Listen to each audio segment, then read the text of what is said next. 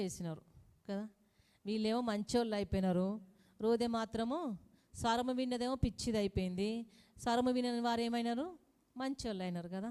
మనం కూడా అంతే. మంచి చెప్పితే ఏమవుతుంది? మనకు అందరం పిచ్చోళ్ళలా కనబడతాం. చెడ్డ చెప్పేవారు ఏమవుతారు? స్నేహితులు అవుతారు. వాళ్ళు చెడు చెప్పేవారు స్నేహితులు అవుతారు. మంచి చెప్పేవాడు స్నేహితులు కాదు. ఎందుకనంటే ఎప్పుడు మంచి చెప్తాం కాబట్టి వారికి నచ్చదు, కాబట్టి వారితో స్నేహం చేయడానికి ఇష్టపడరు. కానీ చెడు చెప్పేవారు అయితే మాత్రం బోలెడు స్నేహితులు అవుతారు. ఇక్కడ అదే ఉన్నది. ఈ సంఘం పరిస్థితి కూడా అలాగే ఉన్నది. పాపం ఆమె వచ్చి చెప్పుతూ ఉంటే, పిచ్చిదానా నీకేం తెలుసు, మేము ఇంత ఏడ్చుకుంటూ ప్రార్థన చేస్తున్నావు, నువ్వేంటి, నువ్వెవరి అసలుకి ఒక బానిసవు కదా, నువ్వు చిన్నదానివి, నువ్వు బానిసవు, నీకు స్వరం వినబడ్డదా, మాకు వినబడని స్వరం నీకు వినబడ్డదా అని పిచ్చిదాని కింద లెక్క కడుతూ ఉన్నారు. కానీ ఆమె భయపడలేదండి. నేను స్వరము